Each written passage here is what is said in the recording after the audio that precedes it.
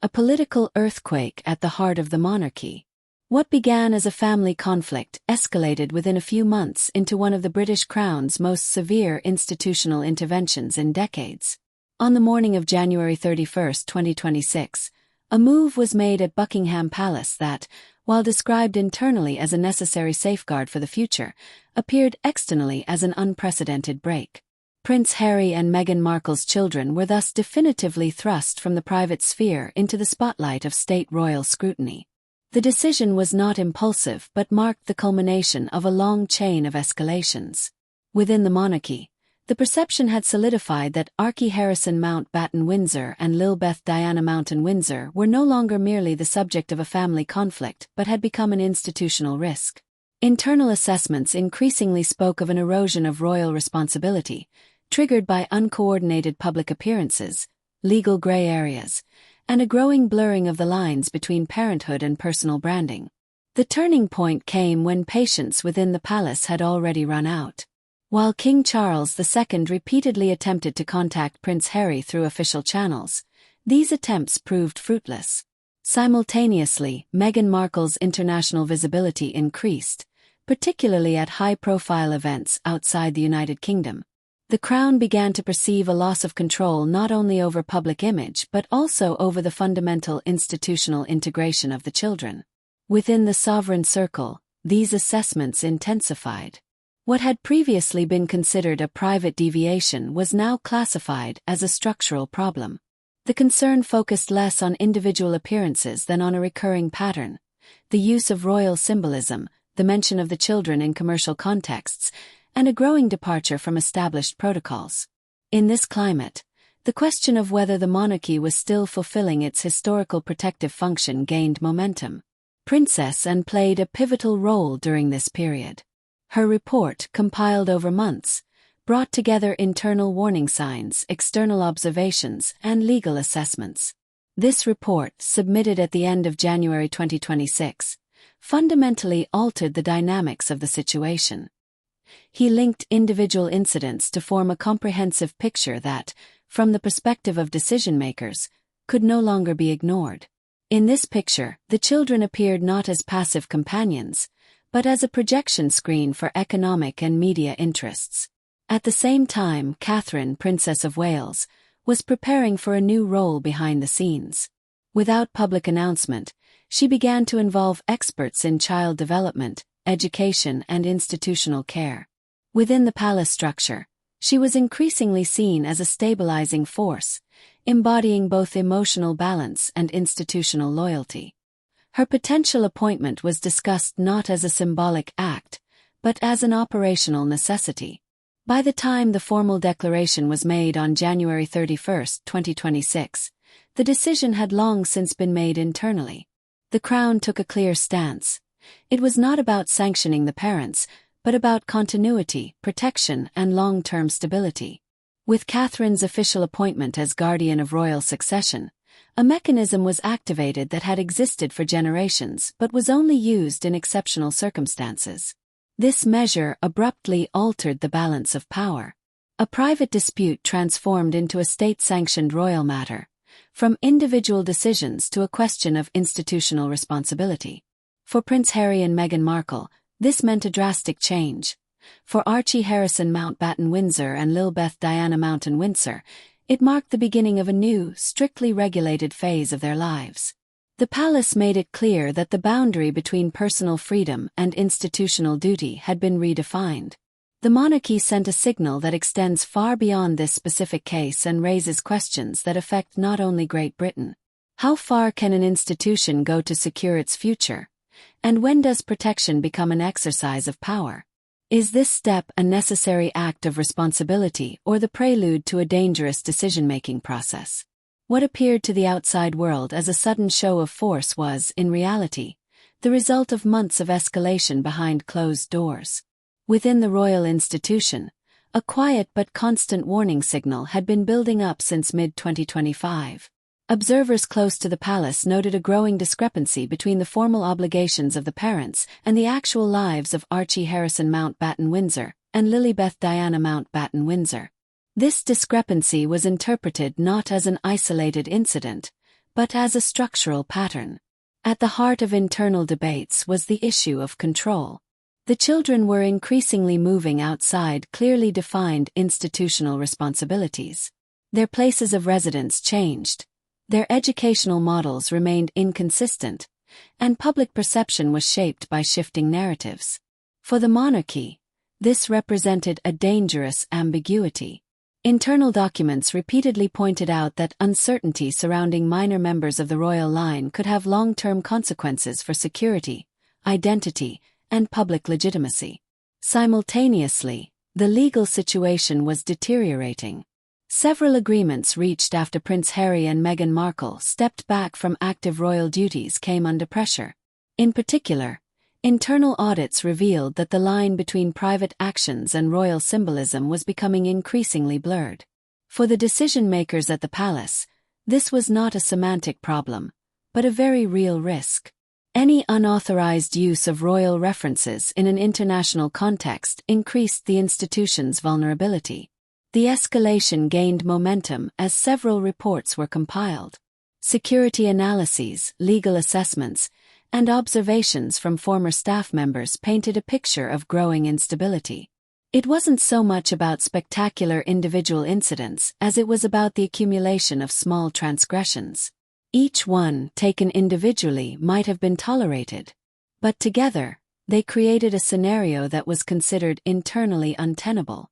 King Charles II found himself in a difficult position at this stage. As monarch, he was the guardian of the institutional order. As a father, however, he was part of the family structure. Repeated, documented attempts to contact Prince Harry directly were unsuccessful. This radio silence was not interpreted at the palace as a personal affront, but rather as further evidence of increasing disconnection. The longer the communication ceased, the stronger the conviction grew that decisions had to be made without involving the parents. In this climate, Princess Anne once again moved into the foreground. Her role was that of a pragmatic strategist, deliberately setting aside emotional considerations. The report she presented linked legal risks with reputational damage and placed them in a historical context.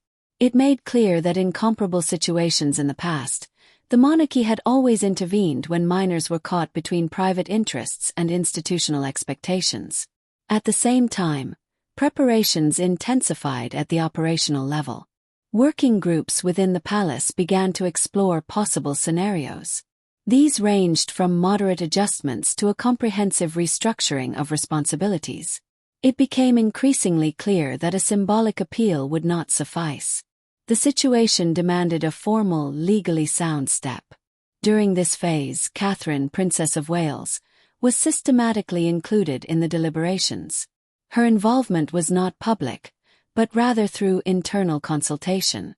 She was considered a trusted figure, enjoying acceptance both within the family and within the institution. Her previous work in the field of early childhood development carried additional weight. For many decision-makers, it represented the logical interface between welfare and institutional order. The closer the turn of the year 2026 approached, the more apparent the urgency became. Internal assessments warned that further hesitation could be interpreted as weakness.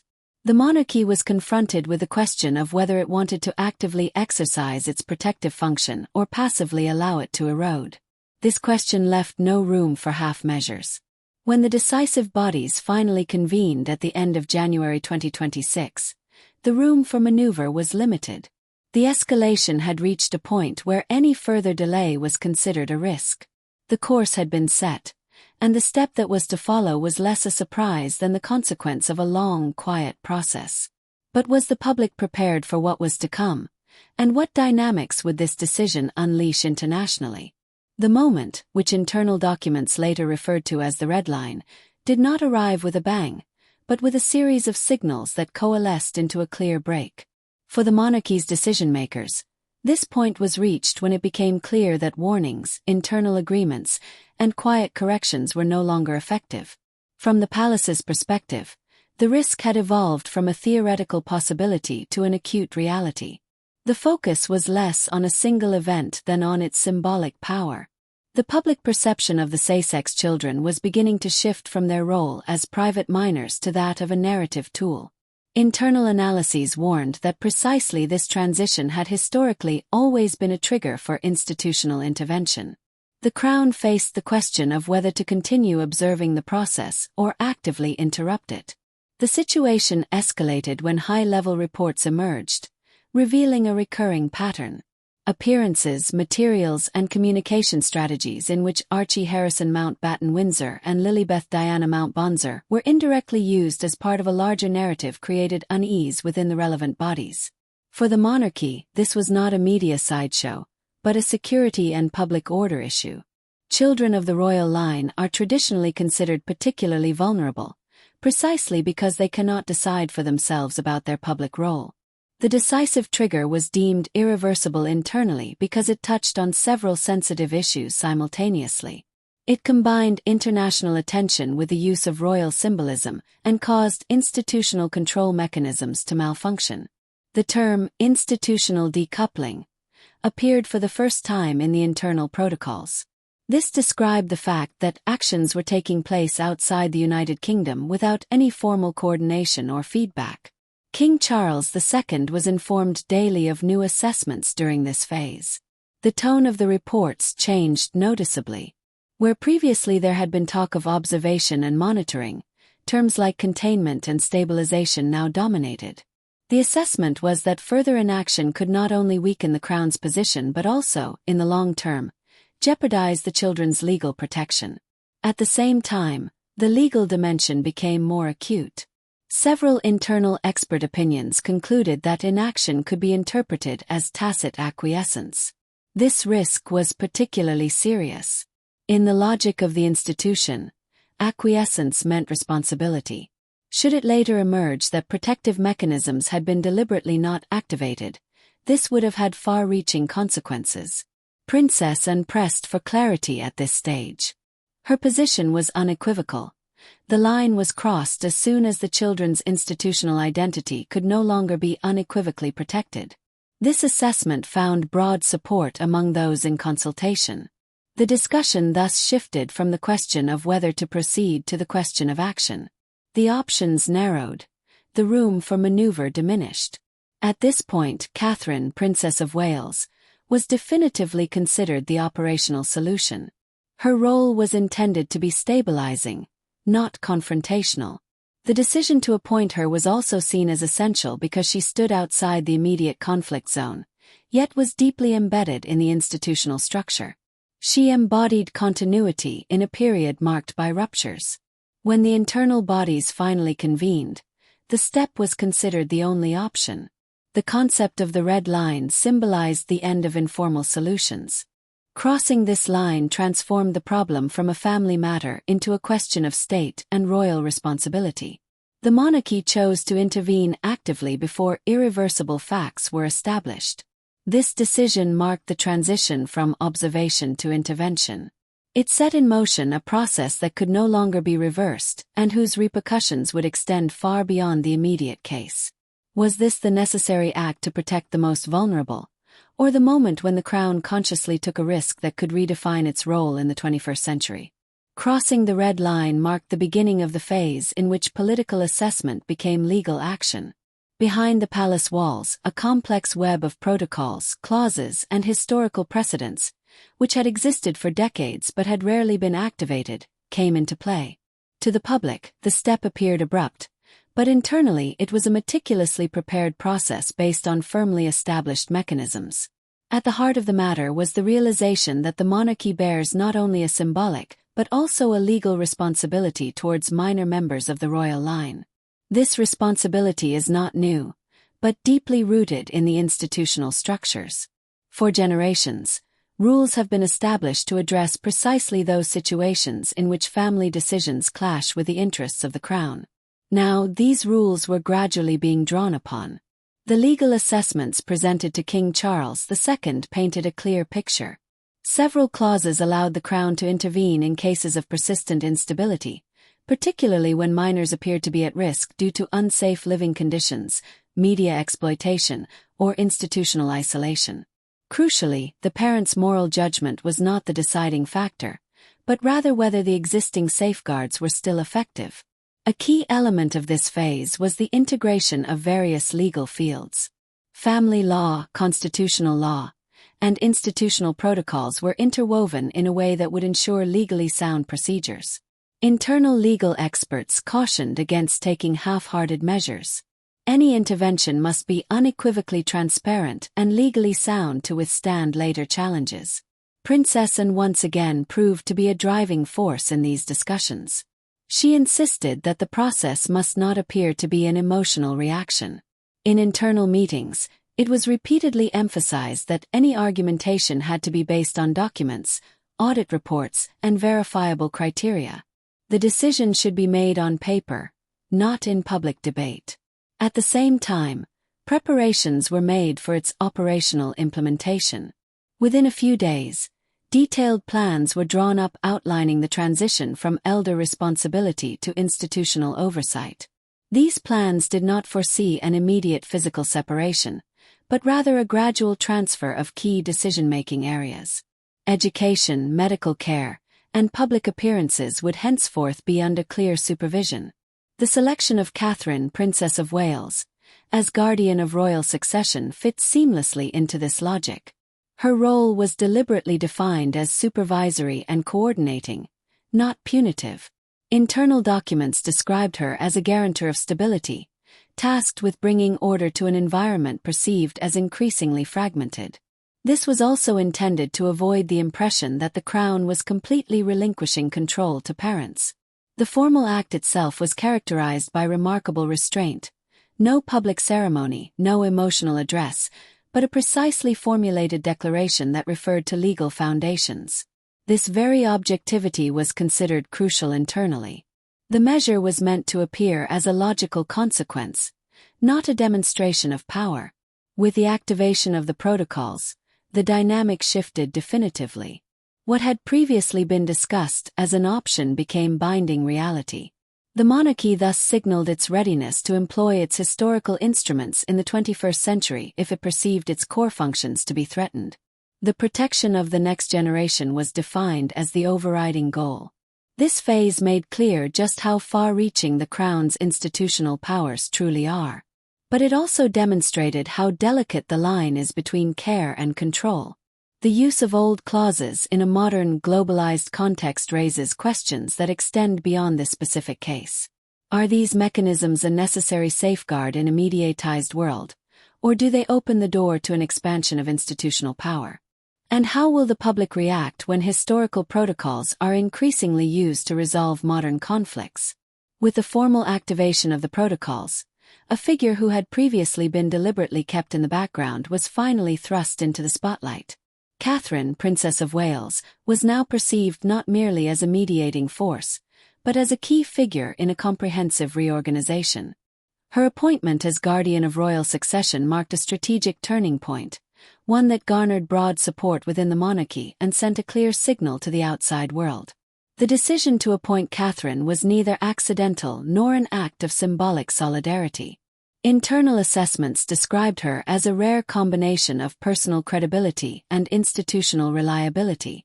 Unlike other actors, she was not directly involved in the conflicts of recent years. At the same time, she was deeply entrenched within the crown and enjoyed the high level of trust of King Charles II and the relevant advisory bodies. This position made her the ideal person for a role that was meant to embody both protection and order. Within the palace structure, her task was clearly defined.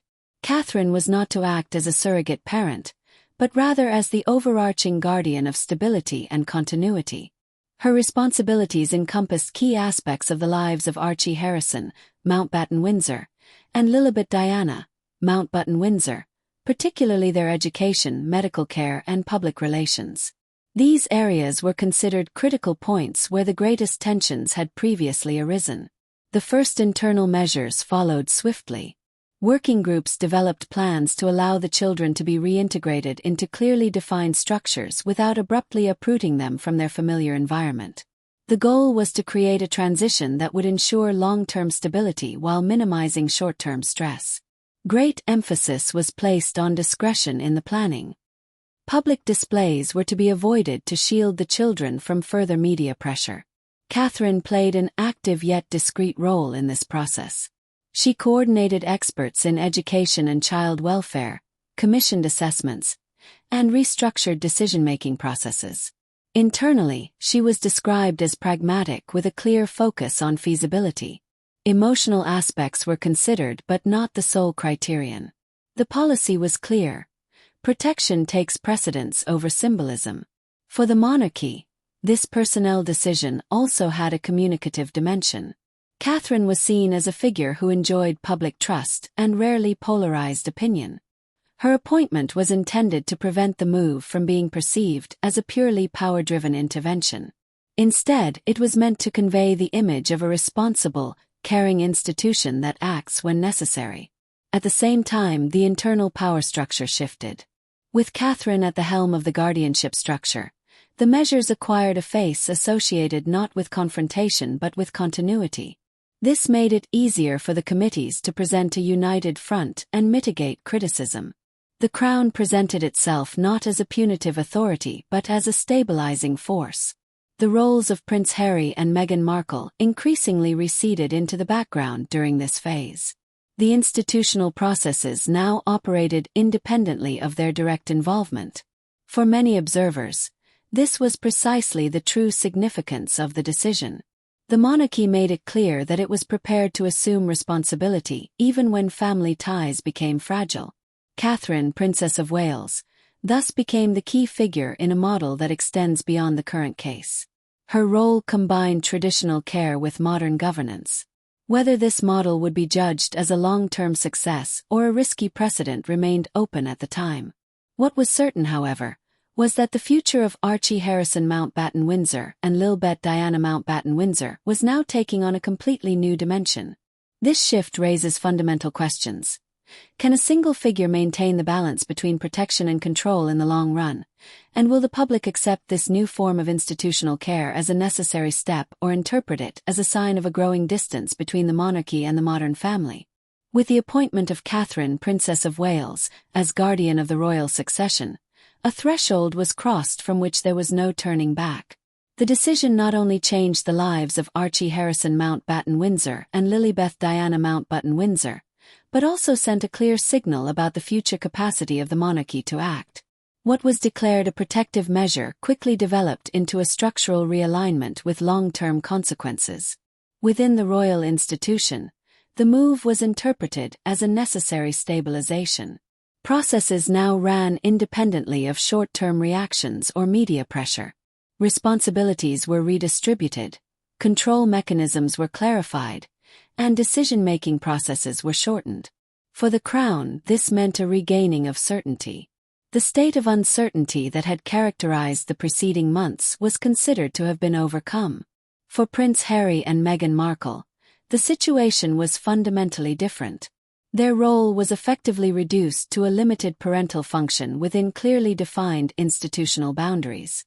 Decisions that had previously been at their discretion were now reviewed, coordinated, or completely assumed by the Crown.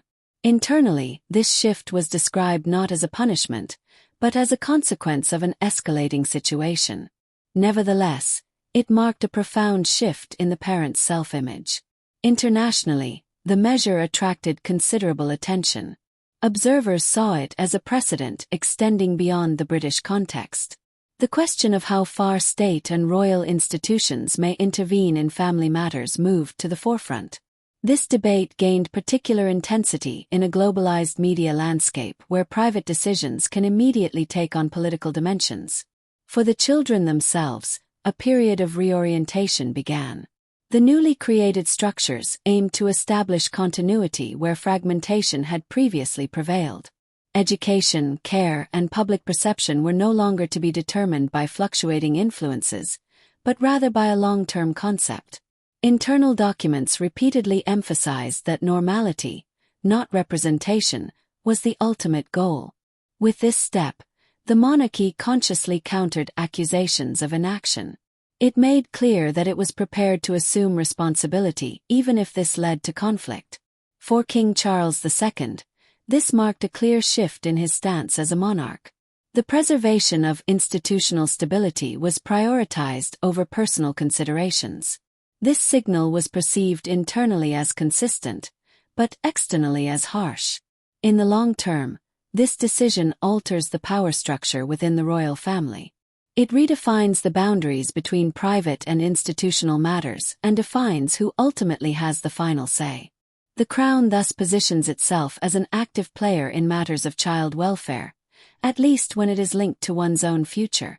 Whether this step will be seen as necessary protection or as a risky intrusion into family autonomy remains to be seen. What is certain, however, is that it has ushered in a new era. The monarchy has demonstrated that it not only preserves its historical instruments but is also prepared to use them. The consequences of this decision will extend far beyond the current case and will profoundly shape the debate about the crown's role in the modern state. The central question remains whether this new form of institutional care will build trust or deepen existing divisions. Will the public recognize the protective intent behind this move, or will it see it as a sign of growing distance between the monarchy and society?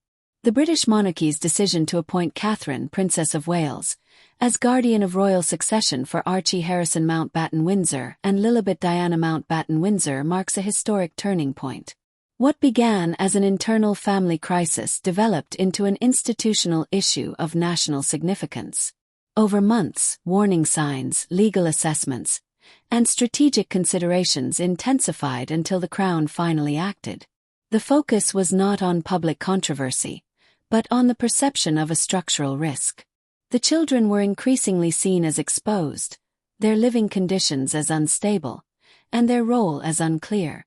For the monarchy, this represented a challenge to its self-image as a protective institution. The activation of historical protocols and legal mechanisms expressed the will to actively fulfill this protective function. The choice of Catherine as a key figure added a stabilizing dimension. She embodied continuity, trust, and institutional reliability. Her role was meant not to divide but to order, not to punish but to safeguard. In this way, the crown attempted to frame the intervention as a responsible measure, not as a demonstration of power. At the same time, the power structure within the royal family shifted permanently. The parental autonomy of Prince Harry and Meghan Markle was clearly limited, while institutional control was expanded. This step raises fundamental questions about the scope of monarchical powers in the 21st century. It shows how thin the line between care and control has become.